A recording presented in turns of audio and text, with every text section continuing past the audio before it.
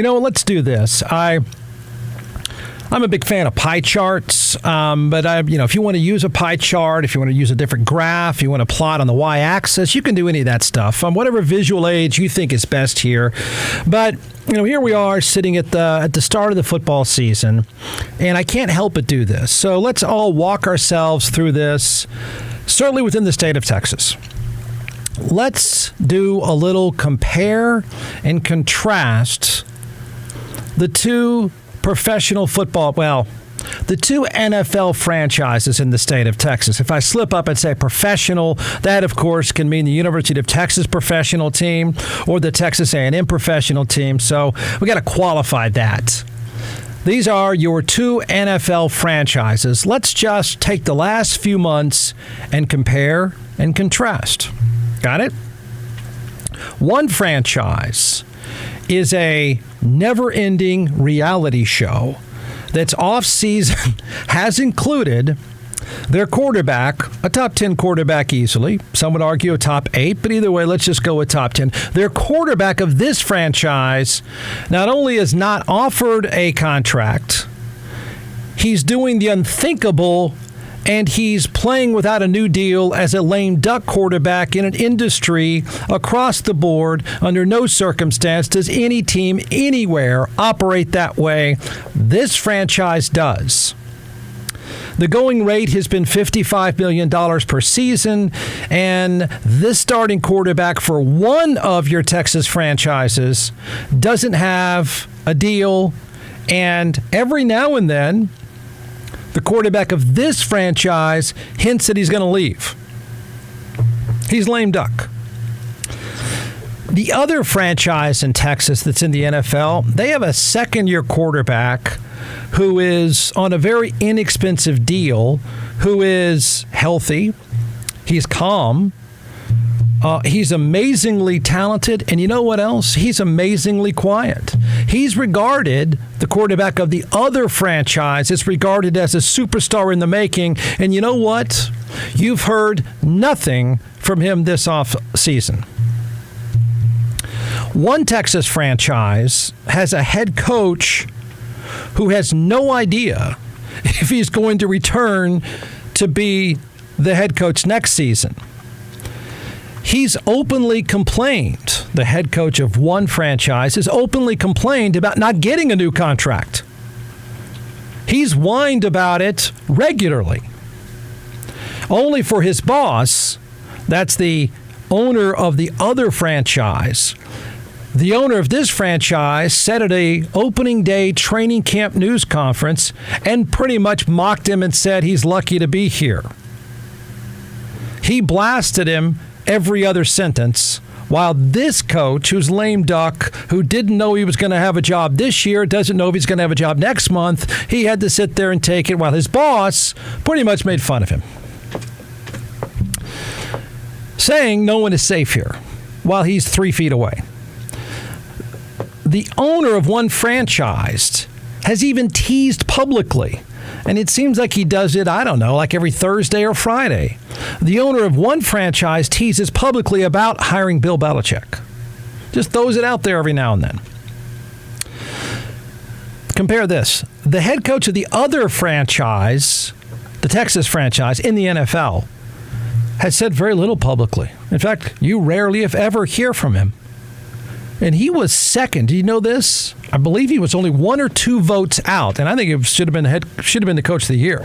But the head coach of this other franchise that never says anything, you hear nothing from him, he was actually second in voting for coach of the year last season, and I believe he only missed it by 1 or 2 votes from being the coach of the year. You know what? The head coach of this other franchise, you never hear anything from him. Not in the offseason, not in training camp.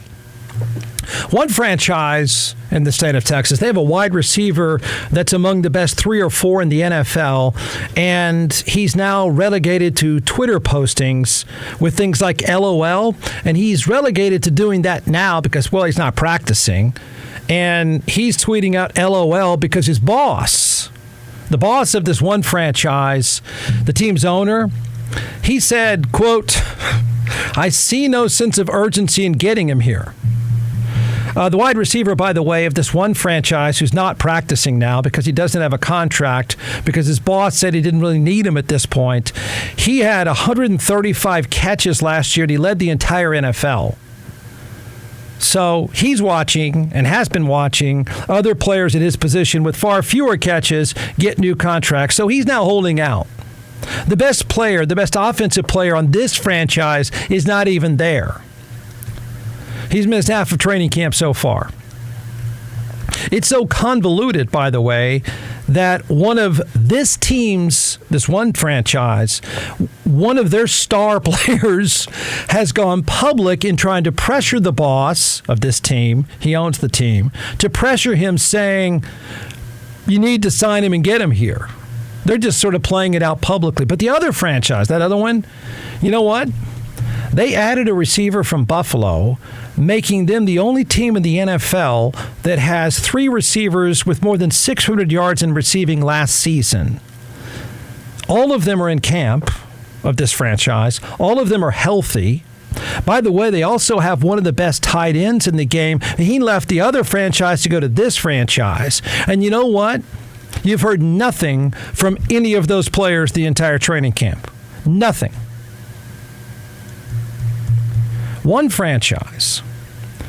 franchise, they lost their starting running back to free agency, and they were so desperate to make their mediocre running game better, that franchise, who, by the way, lost their starting tight end to the other franchise, that franchise has struggled to score inside the 20. So this past offseason, the owner of the team, the boss of this franchise, said it was a priority to beef up the running game, to make it better, to help out the quarterback inside the 20. That was his goal during the offseason. He said that himself. The owner of the franchise then decided to hire a former player for that franchise who averaged just under 3 yards a carry, and he played for a team that won 4 games last year. The other team in the state of Texas, just to point this out if you want to compare and contrast, that team, they wanted to help out their quarterback too. They had the same idea, right? And so what they did is they signed a running back who last season had 1,034 yards. He had 9 rushing touchdowns, and the running back that they've hired for the other franchise had 52 catches. He's now had 3 years, this other franchise, who said they want to beef up their running game. He's now gone 1,034, 820 and 1,205 rushing yards in the last 3 seasons, and he's averaged more than 50 catches per season the last 3 years. He's regarded as one of the best 3-down backs in the NFL. And you know what? You've heard nothing from him. Not a word. Nothing.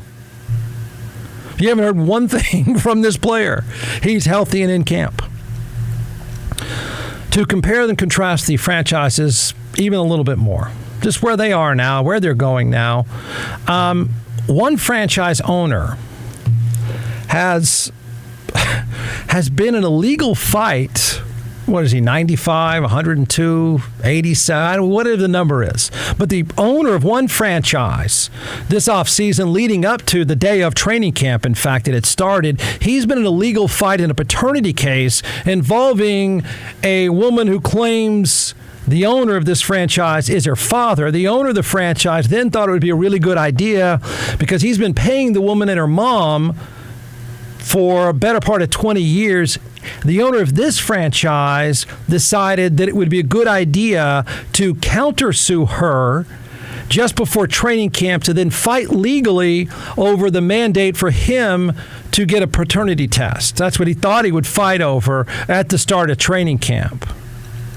He then settled with the woman 2 days after the trial started, which happened to be the starting day of their training camp. So that, just to compare and contrast, that would be the path of your 2 NFL franchises this offseason and leading into the start of the regular season. Got it? One, I think it's safe to say, is a constant, nonstop, never-ending reality show. Like if we were to compare the two, that's what we're going to do. If we're going to compare the two, one is a nonstop, dumbed down, out of control reality show and the other is like a PBS news show on Saturday morning at 7. Do you think the two franchises, just to sort of, if you add it all up, you summarize it, you sort of plot their trajectory, right? Do you think the two franchises have similar futures?